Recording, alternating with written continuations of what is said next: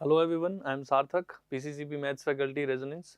आज हम जो हमारा 10th बोर्ड का चैप्टर 1 है रियल नंबर्स, उसमें हम ये जानने वाले हैं कि क्या क्या टॉपिक्स जो हैं इम्पॉर्टेंट रहेंगे, किस तरह के क्वेश्चंस बन सकते हैं और क्या वेटेज रहेगा इस चैप्टर का। ठीक है, तो चलो देखते हैं जरा। तो अपना जो चैप्टर है वो है रियल नंबर्स।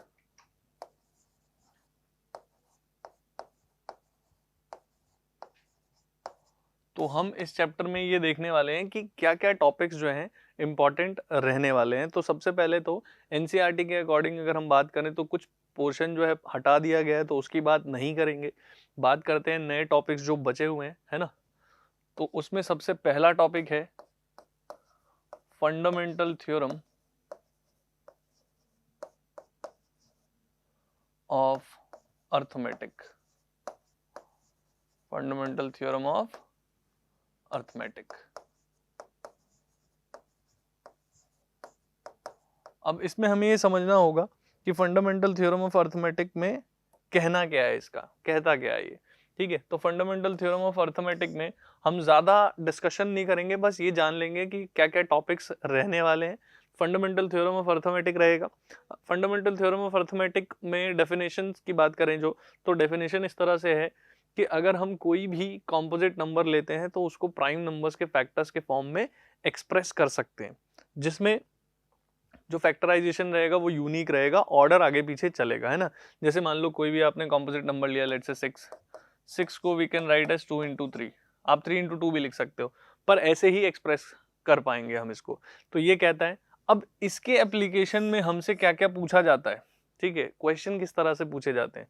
तो एक तो HCF निकालने को पूछ सकता है 2 नंबर्स या 3 नंबर्स का, ठीक है।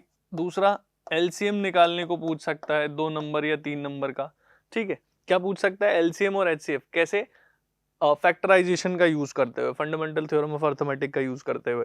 इसके अलावा एक पार्ट जो है, आप जानते होंगे कि अगर 2 नंबर्स की बात करें तो उन 2 नंबर्स का एचसीएफ और उन्हीं 2 नंबर का एलसीएम, इसका जो प्रोडक्ट होता है वही दोनों नंबर्स के प्रोडक्ट के बराबर होता है। ये कंसेप्ट पर भी हमसे क्वेश्चन पूछे जा सकते हैं, तो ये भी हमको पता होना चाहिए। ये भी फंडामेंटल थ्योरम ऑफ अर्थमेटिक में ही आएगा। सही है, ये चीजें हो गई। अब इस पर क्वेश्चन जो है इस कंसेप्ट पर आते हैं, एचसीएफ एलसीएम निकालने के आ सकते हैं। और एक इस तरह का क्वेश्चन भी आपने देखा होगा एनसीईआरटी में, जो कि हमसे पूछा जा सकता है। और वो क्वेश्चन इस तरीके से है कि क्या 6 की पावर n जो है, क्या 6 की पावर n जो है वो कभी 0 पे एंड हो सकता है।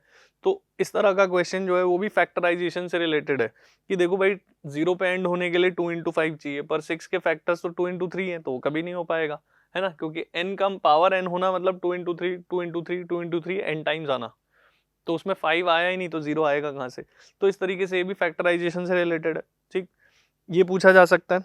और कोई नंबर लिखा होगा जिसमें हमसे बोला जा सकता है कि चेक करो कि ये कॉम्पोजिट है या नहीं है, तो कॉम्पोजिट शो करने को भी पूछा जा सकता है इसी चीज को यूज करते हुए। कॉम्पोजिट शो करने का मतलब अगर उस नंबर के 2 या उससे ज्यादा फैक्टर आ गए, 2 फैक्टर पे तो प्राइम होता है, 2 से ज्यादा फैक्टर आ गए तो आप उसको क्या कह सकते हो, कॉम्पोजिट कह सकते हो। या वर्ड प्रॉब्लम पे भी आपको एचसीएफ एलसीएम के क्वेश्चन पूछे जा सकते हैं ना। इसमें एचसीएफ एलसीएम में आपसे वर्ड प्रॉब्लम भी पूछा जा सकता है, सही है क्या। तो ये बात भी हम ध्यान रखेंगे, वर्ड प्रॉब्लम भी हमसे पूछा जा सकता है, सही है। तो ये सबसे पहला पार्ट है इसमें फंडामेंटल थ्योरम ऑफ अर्थमेटिक के अंदर। इसके बाद हमसे पूछा जा सकता है नेक्स्ट जो है, जो सेकंड टॉपिक है इस चैप्टर का, वो है प्रूफ, है ना, प्रूफ ऑफ इररेशनैलिटी, है ना। ये दूसरा टॉपिक है इस चैप्टर में जो हमसे पूछा जा सकता है, ठीक है ना, प्रूफ ऑफ इररेशनैलिटी। अब इसमें बहुत बेसिक क्वेश्चंस है, किस तरह के क्वेश्चन आ सकते हैं। तो क्वेश्चन जो है वो इस तरीके से आ सकते हैं कि देखो भाई कोई नंबर दे दिया हमने, जैसे कि लेट्स से √2 हो गया, √3 हो गया, √5, इनमें से कुछ भी हो सकता है। इसमें आपसे कह सकता है कि प्रूफ करो कि ये इरेशनल है ना, प्रूव करो, ठीक है। क्या कह सकता है, प्रूव करो कि ये इरेशनल है, तो इसका प्रूफ आ सकता है।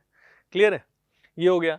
अब जैसे होता क्या है, इसमें भी डिवीजन होता है कि कितने नंबर का क्वेश्चन कौन सा बन सकता है। ठीक है, तो जैसे इस कंसेप्ट पर, जैसे ये कंसेप्ट है, इस कंसेप्ट पर 1 मार्क में भी आ सकता है ना। इस कंसेप्ट पर क्वेश्चन जो है वो 1 मार्क का भी आ सकता है। सही है, इस कंसेप्ट पर 1 मार्क का आ सकता है। और जैसे कि इस तरह का क्वेश्चन बन गया, अगर मान लो कि वर्ड प्रॉब्लम है, वर्ड प्रॉब्लम में थोड़ा सा दिमाग लगाना पड़ता है, तो वो क्वेश्चन अपन 2 नंबर का भी बन सकता है ना।